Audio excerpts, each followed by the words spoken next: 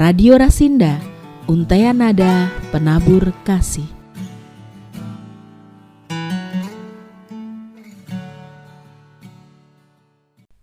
Shalom, selamat pagi para pendengar setia Radio Sion Perdana, khususnya untuk acara Mimbar Kristiani yang saya kasihi dan yang saya percaya yang juga dikasihi oleh Tuhan Yesus Kristus. Berjumpa kembali untuk Mimbar Kristiani pagi ini Senin 20 Juni 2022 bersama dengan saya Yohanes Agung Nugroho dari GKJ Kismorejo. Bapak Ibu Saudara sekalian pendengar setia program acara ini, pagi hari ini kita akan belajar tentang kesombongan dan kerendahan hati. Namun sebelumnya saya mau mengajak untuk kita bersatu di dalam doa. Saya hantarkan.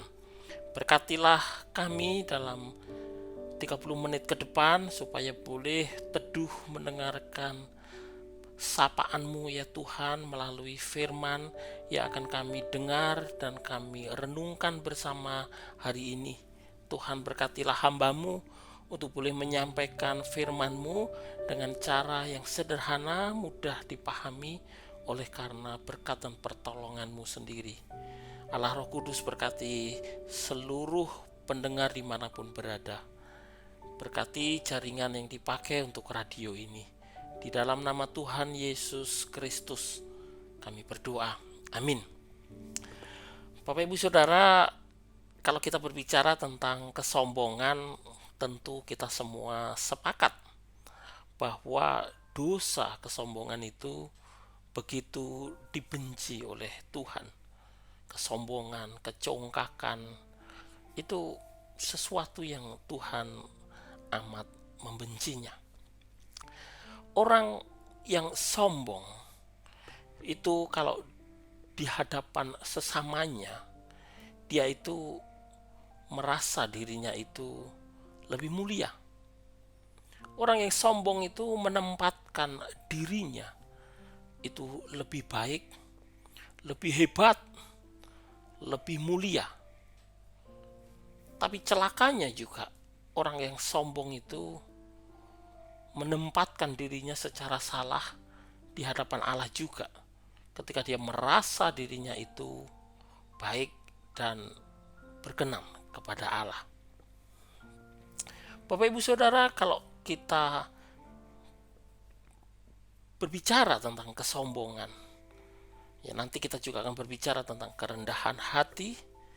Saya pikir teks yang cukup tepat untuk menggambarkan situasi kesombongan itu bisa kita baca dari Injil Lukas. Saya mengajak untuk kita melihat bersama-sama dari Injil Lukas ayat yang ke-18 sampai dengan pasal 18, Lukas pasal 18 ayat yang ke-10 sampai dengan ayat yang ke-14. Mari kita baca bersama-sama. Ada dua orang pergi ke bait Allah untuk berdoa. Yang seorang adalah Farisi dan yang lain pemungut cukai. Orang Farisi itu berdiri dan berdoa dalam hatinya begini, "Ya Allah, aku mengucap syukur kepadamu karena aku tidak sama seperti semua orang lain. Bukan perampok, bukan orang lalim, bukan pezinah, dan bukan juga seperti pemungut cukai ini. Aku berpuasa 2 kali seminggu. Aku memberikan 1/10 dari segala penghasilanku." Ayat 13, tetapi pemungut cukai itu berdiri jauh-jauh, bahkan ia tidak berani menengadah ke langit, melainkan ia memukul diri dan berkata, "Ya Allah, kasihanilah aku orang berdosa ini." Lalu Yesus melanjutkan ayat 14. "Aku berkata kepadamu," kata Yesus, "orang ini," si pemungut cukai tadi maksudnya, "pulang ke rumahnya sebagai orang yang dibenarkan Allah, dan orang lain itu, si Farisi tadi maksudnya, tidak. Sebab barang siapa meninggikan diri, ia akan direndahkan, dan barang siapa merendahkan diri, ia akan ditinggikan. Bapak Ibu, seperti yang kita bahas di awal tadi, kesombongan itu membuat orang merasa dirinya itu di hadapan Tuhan layak, merasa dirinya itu berkenan kepada Tuhan oleh karena apa yang dia usahakan. Tapi celakanya juga bukan hanya itu, kesombongan itu membuat orang merasa dirinya lebih layak di hadapan Tuhan dibandingkan orang lain. Kesombongan itu membuat orang merasa dirinya lebih superior, lebih hebat, lebih mulia dibandingkan orang lain. Bapak Ibu Saudara, kalau kita melihat penampakan kehidupan yang disebutkan oleh si Farisi itu sungguh memang kehidupan yang mulia. Tidak bisa dipungkiri, dia melakukan aktivitas ibadahnya dengan begitu tekun. Dia menjaga moralitasnya dengan begitu baik. Ya, dia memberikan persembahan dengan begitu rajin. Dan dengan itu kemudian dia menempatkan dirinya lebih unggul, dia menempatkan dirinya lebih hebat dibandingkan dengan sesamanya yang di dalam kisah ini kebetulan adalah seorang pemungut cukai. Bapak Ibu Saudara, kita begitu terkejut dengan komentar Yesus di akhir dari kisah ini tadi. Aku berkata kepadamu, orang ini pulang ke rumahnya sebagai orang yang dibenarkan Allah, dan orang lain itu tidak. Yesus berkata, itu si Farisi itu, dia pulang ke rumahnya karena itu sedang beribadah di bait suci. Dia nanti pulang ke rumahnya bukan sebagai orang yang dibenarkan Allah. Ibadahnya tidak berkenan di hadapan Allah. Tuhan Allah tidak berkenan kepada ibadah si Farisi itu. Dan ini sungguh mengagetkan, bukan? Bahwa si Farisi menjalani satu kehidupan yang sungguh mulia, kalau boleh dikatakan begitu, yang sungguh baik, dia jaga sedemikian rupa, tetapi Tuhan tidak berkenan. Tapi sebaliknya, kita melihat si pemungut cukai. Dia berdiri jauh-jauh, dia tidak berani mendekat, menengadah ke langit juga dia tidak berani. Dia menyadari siapa dirinya. Dia tidak berani membanggakan diri di hadapan Allah. Bahkan juga dia tidak berani membanggakan dirinya di hadapan manusia. Dia tidak membanding-bandingkan dirinya sebagai lebih hebat dibandingkan orang lain. Dan di hadapan Allah dia hanya mengaku, aku orang yang berdosa. Aku orang yang tidak pantas di hadapanmu. Karena itu menengadah ke langit saja dia tidak berani. Memandang kepada Allah dia tidak berani. Dia hanya bisa tertunduk di dalam kesadaran, aku berdosa. Aku orang yang tidak layak. Karena itu kemudian satu-satunya doa yang muncul dari mulutnya adalah, kasihanilah aku. Sementara doa yang muncul dari hatinya si Farisi itu adalah, aku bersyukur karena hidupku tidak seperti semua orang lain. Aku merayakan hidupku yang baik ini. Tuhan pasti engkau berkenan atas hidupku. Kira-kira begitulah hati si Farisi tadi.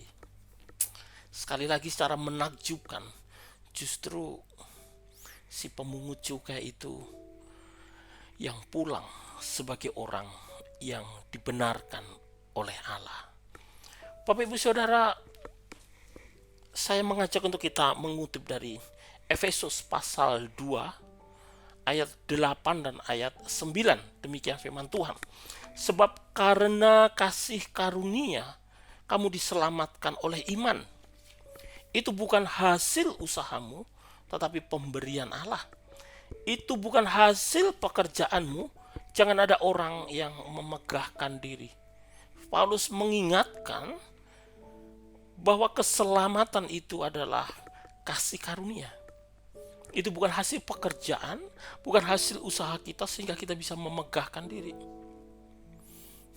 Bapak Ibu Saudara, kesombongan telah membuat si Farisi itu memegahkan dirinya. Dia merasa bahwa dia bisa mendapatkan pembenaran dari Allah, perkenaan oleh Allah dengan usahanya sendiri. Sementara prinsipnya tidak demikian. Orang tidak akan mungkin bisa menggapai atau membeli atau mendapatkan perkenanan dari Allah, pembenaran oleh Allah dengan segala usahanya sendiri. Tidak akan sanggup, tidak akan mampu. Allah itu maha sempurna, Bapak Ibu Saudara sekalian, sehingga dia hanya bisa menerima yang sempurna. Orang Farisi itu menjalankan kehidupan yang sangat baik, tapi pasti tidak sempurna. Kehidupannya yang baik itu ya pasti Tuhan senang. Tetapi persoalannya bukan terletak di kehidupannya itu. Persoalannya terletak kepada kesombongan yang bercokol di dalam hati dan pikirannya. Ya, dia merasa bahwa dia bisa membeli perkenanan Allah itu dengan semua kebaikan yang dia sudah usahakan. Dan ternyata dia salah. Yesus menegaskan dengan sangat jelas, pikirannya itu salah. Dia tidak mungkin bisa mendapatkan perkenanan Allah itu dengan semua kebaikan itu. Sebaliknya, perkenanan Allah itu diberikan kepada orang sebagai satu anugerah, kepada orang yang justru menyadari bahwa dirinya tidak mungkin bisa menggapai perkenanan Allah dengan usahanya sendiri.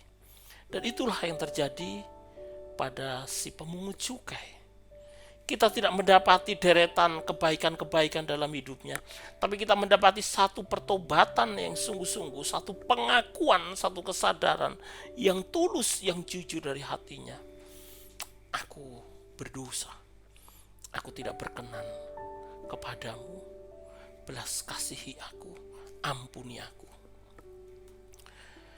Bapak Ibu Saudara, begitulah kesombongan bekerja. Jadi kalau kita melihat kesombongan itu, di satu sisi dia sedang memisahkan seseorang dari sesamanya. Dia sedang merusak persahabatan kita dengan sesama. Dia sedang merusak komunitas manusia-manusia. Karena kesombongan membuat seseorang merasa dirinya lebih unggul dari orang lain. Dirinya lebih hebat dari orang lain, dirinya lebih pantas dari orang lain. Karena itulah kemudian muncul beragam dosa yang berkaitan dengan kegagalan untuk menjalankan kasih. Kesombongan membuat orang sulit untuk mengasihi sesamanya. Bapak Ibu Saudara, kesombongan itu bukan perkara yang sepele. Kadang-kadang kita melihat, sombong-sombong dikit gak apa-apa. Oh, tidak. Ada teolog-teolog yang mengatakan bahwa kesombongan ini termasuk dosa yang paling mematikan. Loh, mungkin kita bertanya, bagaimana bisa sombong aja bikin mati? Oh, jangan salah.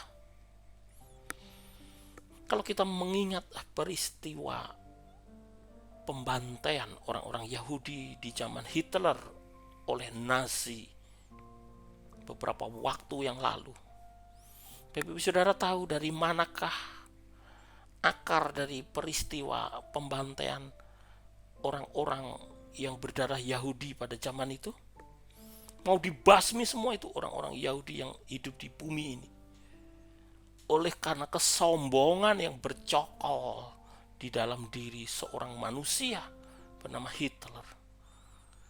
Yang dia tidak mau ada satu ras, ada satu suku bangsa yang lebih hebat dari bangsa Arya, dari bangsanya. kesombongan itu telah membuahkan satu pembantaian umat manusia dalam jumlah yang begitu besar. Di masa-masa lampau kita masih mendengar misalnya politik apartheid, politik di Afrika Selatan, politik yang membeda-bedakan orang berdasarkan warna kulitnya. Bapak Ibu Saudara, di bumi ini ada orang-orang yang merasa karena warna kulitnya lebih terang, maka dia lebih unggul, maka dia lebih manusia dibandingkan orang-orang lain yang warna kulitnya gelap. Lalu muncullah beragam rasisme karena itu. Ada banyak rasisme yang bukan hanya berkaitan dengan warna kulit, tapi juga berkaitan dengan asal benua, asal negara dan sebagainya, jenis kelamin dan sebagainya. Dari manakah semua perpecahan-perpecahan, semua kegagalan dalam mengasihi itu terjadi? Dari dosa kesombongan. Bapak Ibu Saudara, jangan sepelekan kesombongan. Kesombongan benar-benar bisa merenggut persahabatan. Kesombongan benar-benar bisa mengacaukan komunitas, merusak kedamaian, menghancurkan struktur sosial. Bapak Ibu Saudara, itu dampak yang mengerikan dari kesombongan ya. Jadi dia merasa dirinya lebih unggul, dia merasa dirinya lebih baik dibandingkan sesamanya. Karena itu dia merasa tidak perlu menghargai sesamanya, tidak perlu menghargai hak-hak dari sesamanya, tidak perlu mendengarkan sesamanya, tidak perlu menerima pernyataan, gagasan, ide dari sesamanya. Yang ada hanya dia melakukan apapun yang dia anggap itu baik. Demikianlah dosa kesombongan itu bisa merasuk kemana-mana. Dalam kehidupan berkeluarga, kalau ada pihak yang merasa selalu benar, misalnya suami merasa selalu benar, pasti seisi rumah tertindas. Atau si istri merasa selalu benar, pasti suaminya tertindas, anak-anaknya tertindas. Kesombongan membuat orang sulit untuk berkata, aku salah, maafkan aku. Kesombongan juga bisa merasuk ke dalam struktur masyarakat, di dalam lingkungan masyarakat terkecil yang kita miliki, dalam tataran rukun tangga ya, di RT misalnya. Kalau ada orang yang merasa dirinya lebih unggul, pikirannya selalu lebih benar dari orang lain, pendapatnya selalu dianggap yang paling baik, pasti terjadi perpecahan di situ. Itu juga bisa merasuk di dalam kehidupan berjemaat, dalam kehidupan bergereja. Bapak Ibu Saudara, itu dampak yang pertama dari kesombongan ya. Dampak yang kedua dari kesombongan yang lebih ngeri lagi adalah bahwa kesombongan itu membuat orang merasa dirinya itu layak di hadapan Allah, dan akhirnya malah dia tidak pernah bisa mengalami belas kasih Allah itu, mengalami dibenarkan oleh Allah itu. Kesombongan menjauhkan manusia dari anugerah Allah. Kesombongan membuat manusia merasa aku bisa mencapai kebenaran yang Tuhan inginkan dengan usahaku sendiri.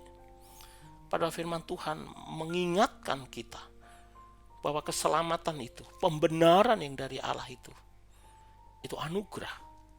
Diberikan secara cuma-cuma sebagai anugerah kepada orang yang mengakui, yang menyadari keberdosaannya, yang menyadari bahwa dirinya tidak pernah bisa mencapai kelayakan di hadapan Allah oleh usahanya sendiri. Ya akhirnya dia hanya bisa datang kepada Allah melalui Yesus Kristus, Sang Kristus yang sudah menjadi korban agung itu, yang sudah menjalani secara sempurna semua tuntutan Allah itu. Oleh anugerah di dalam Sang Kristus itulah perkenaan Allah itu kemudian bisa didapatkan.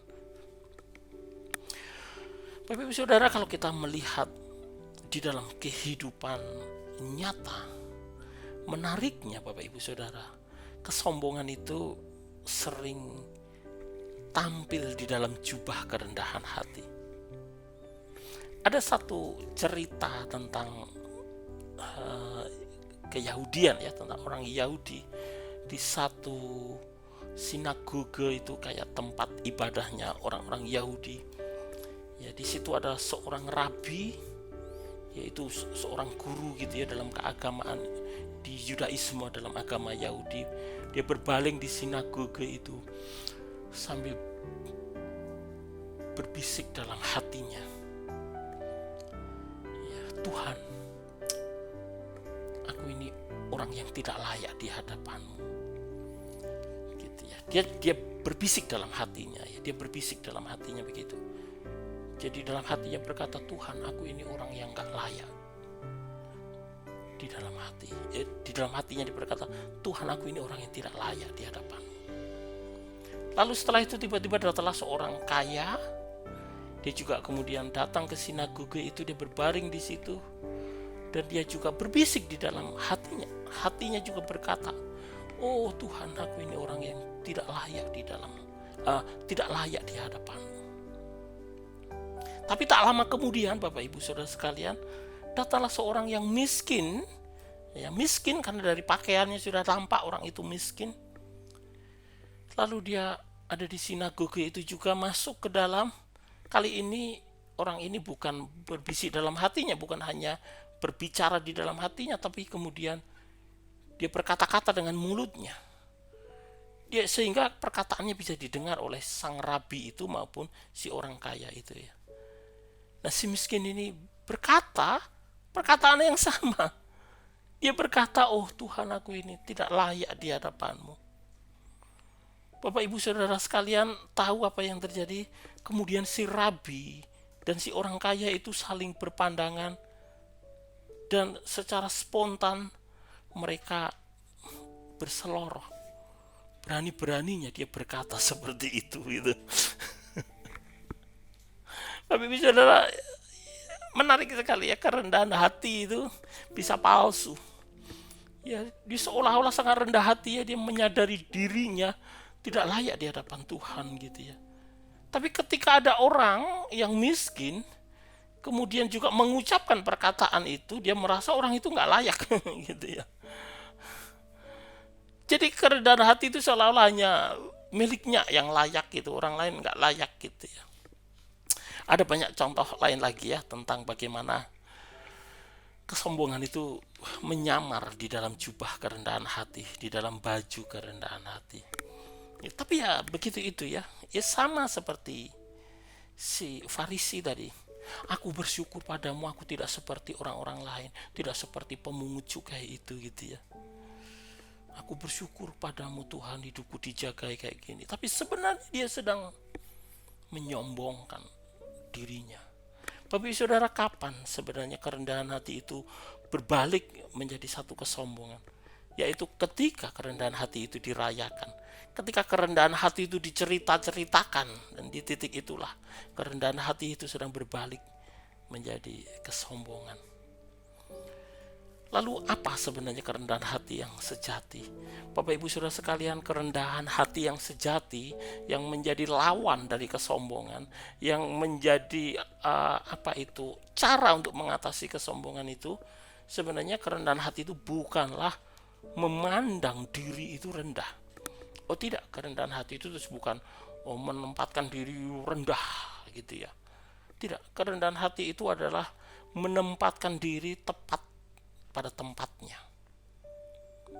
Sekali lagi, kerendahan hati itu menempatkan diri tepat pada tempatnya, baik di hadapan Allah maupun di hadapan sesama. Si pemungut cukai itu menempatkan dirinya dengan tepat ketika dia menyadari di hadapanmu aku gak layak, aku orang berdosa. Juga di hadapan sesamaku aku tidak lebih baik, sehingga dia tidak menyombongkan dirinya lebih baik dibandingkan orang lain. Itulah kerendahan hati.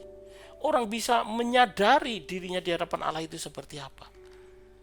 Jadi kalau orang benar-benar bisa memandang dengan tepat siapa dirinya di hadapan Allah, pasti dia tiba kepada kesimpulan bahwa aku orang yang sebenarnya tidak layak di hadapan Allah. Kalau aku layak karena aku dilayakkan oleh Allah, dan itu kebaikan Allah. Tapi dari diriku sendiri tidak ada hal yang membuatku layak di hadapan Allah. Nah, itu kerendahan hati. Itu cara pandang yang tepat. Bagaimana dengan kebaikan-kebaikan yang ada pada diri kita? Kerendahan hati itu akan sanggup melihat bahwa semua kebaikan-kebaikan yang ada padaku ini tidak pernah berasal dari diriku sendiri. Semua itu berasal dari Allah dan hanya lewat melalui diriku. Sehingga segala hormat, segala pujian itu hanya layak diberikan kepada Allah dan bukan kepada diriku. Dengan demikian, karena aku sebenarnya juga tidak layak di hadapan Allah, cuma hanya dilayakkan oleh Allah. Segala kebaikan ini bukan berasal dariku, tapi itu disalurkan Allah melalui aku. Allah lah sumber kebaikan itu. Maka orang yang berpikir dengan tepat seperti itu tidak mungkin akan merasa dirinya lebih unggul, lebih baik di hadapan orang lain, di hadapan Allah. Sehingga dia tidak akan mungkin kemudian menindas sesamanya, tidak akan mungkin merasa lebih superior dibanding sesamanya, tidak akan mungkin kemudian dia tidak mengasihi sesamanya. Bapak Ibu Saudara, itulah kerendahan hati. Salah satu contoh tokoh ya di dalam kitab suci, kalau kita masih di seputar kitab Injil misalnya, yang menunjukkan cara pandang yang tepat ya tentang dirinya di hadapan Tuhan, itu Yohanes Pembaptis ya. Yohanes Pembaptis itu ketika dia sedang tenar-tenarnya itu banyak sekali orang berbondong-bondong datang kepada dia minta dibaptis. Lalu orang bertanya, apakah engkau sang Mesias itu gitu ya. Sebenarnya dia bisa mengaku-aku, ya memang aku gitu ya. Dia mendapat keuntungan dari pengakuan yang keliru itu. Tapi tidak, dia bilang, oh bukan. Aku bukan, aku hanya sahabat mempelai gitu ya. Dia mengatakan, bukan aku gitu ya. Tapi dia membuka tali kasutnya pun aku sebenarnya nggak layak gitu. Dia mengatakan dengan kalimat yang sangat terkenal yang sering kita nyanyikan ya. Dia harus makin bertambah, aku harus makin berkurang gitu ya. Ia harus makin besar, kalau di dalam Injil Yohanes ditulis begitu, ia harus makin besar dan aku harus makin kecil. Dan itulah cara pandang yang tepat yang Yohanes pandang tentang dirinya. Dia makin besar, jangan puji-puji aku, tapi dia, karena dia yang harus makin dipuji, bukan aku. Aku harus makin kecil. Bapak Ibu Saudara, bagaimana tanggapan Yesus Kristus terhadap sosok Yohanes Pembaptis ini? Di dalam satu kesempatan Yesus pernah berkata demikian tentang Yohanes Pembaptis di hadapan orang banyak ya. Tidak ada Yohanes Pembaptis di situ pada kesempatan itu karena sedang di penjara waktu itu ya. Yesus berkata, sesungguhnya di antara mereka yang dilahirkan oleh perempuan tidak pernah tampil seorang yang lebih besar daripada Yohanes Pembaptis. Namun yang terkecil dalam kerajaan surga lebih besar daripadanya. Matius 11 ayat 11. Sesungguhnya di antara mereka yang dilahirkan oleh perempuan tidak pernah ada seorang yang lebih besar daripada Yohanes Pembaptis. Dan itu pengakuannya Yesus terhadap Yohanes Pembaptis ya. Jadi Yohanes Pembaptis bukan menjadi tinggi karena ia meninggikan dirinya, tetapi dia menjadi tinggi karena Tuhan yang meninggikan dia. Nah, kesombongan berlaku sebaliknya. Orang mengangkat dirinya tinggi-tinggi sejajar dengan Allah, lebih tinggi dari semua yang lainnya. Tapi di mata Allah, orang yang demikian rendah, malah direndahkan. Bapak Ibu Saudara, demikian renungan kita pagi ini tentang kesombongan dan kerendahan hati. Mari kita merenungkan diri kita, hidup kita, apakah selama ini kita sudah menempatkan diri kita secara tepat, memandang diri kita secara tepat di hadapan Allah dan di hadapan sesama. Kiranya Tuhan menjauhkan kita dari kesombongan dan menolong kita untuk menghidupi kerendahan hati. Tuhan memberkati, mari kita berdoa. Terima kasih Tuhan untuk firman-Mu pagi ini. Terima kasih kami diingatkan tentang dosa kesombongan. Kami diingatkan untuk rendah hati. Tolonglah kami. Terima kasih kami melihat bahaya-bahaya dari kesombongan. Tuhan jagailah hati kami. Jagailah, tiliklah hati kami. tolonglah kami. Terima kasih Tuhan, terima kasih. Berkati seluruh pendengar dimanapun berada, berkati Rasinda ini juga, supaya boleh menjadi alat kebaikan Tuhan bagi kota Karanganyar dan sekitarnya. Dalam nama-Mu Tuhan Yesus kami berdoa, amin. Sampai jumpa.